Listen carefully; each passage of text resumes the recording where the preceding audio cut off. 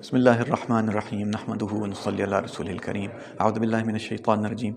إن في خلق السماوات والأرض واختلاف الليل والنهار لآيات لأولي الألباب الذين يذكرون الله قياما وقعودا وعلى جنوبهم ويتفكرون في خلق السماوات والأرض ربنا ما خلقت هذا باطلا سبحانك فقنا عذاب النار. صدق اللہ العظیم.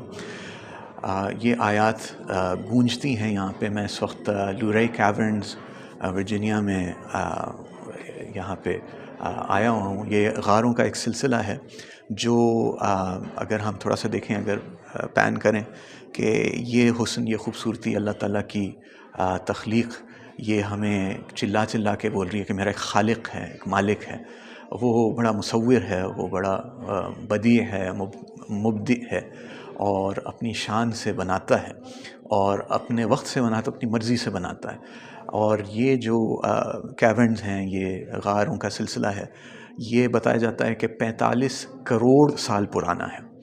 اور یہ 1878 میں ولیم کیمبل نے ڈسکور کیا، جب وہ اوپر جو ہے زمین کی سطح پہ چل رہا تھا تو زمین کے ایک سوراخ سے ایک ٹھنڈی ہوا کا جھونکا آیا گرمی میں، اور اس کے ہاتھ میں موم بتی تھی، وہ بجھ گئی. تو پھر وہ اندر اترا. تو یہ ہے کہ آج غیر مسلمان اللہ کی تخلیق پہ غور کرتے ہیں، لیکن مسلمانوں نے تخلیق پہ غور کرنا چھوڑ دیا. اس سے اللہ تعالیٰ کا قرب حاصل نہیں ہو. اللہ تعالیٰ نے سب اس لیے بنایا کہ ہمیں اللہ کو پہچانیں، اللہ کو مانیں، اللہ کی مانیں، اللہ کی معرفت حاصل کریں، وہ اللہ تعالیٰ کی مخلوق پہ غور و فکر کر کے.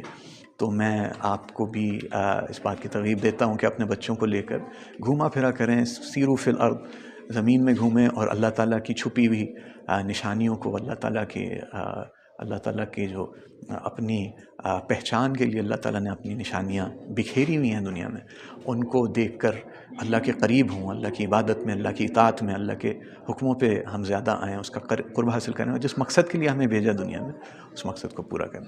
تو انشاءاللہ آپ سے بھی گزارش ہے کہ ضرور اس کو حاصل کریں اپنے بچوں کے لیے بھی، اور انشاءاللہ پھر ملاقات ہوگی. السلام علیکم.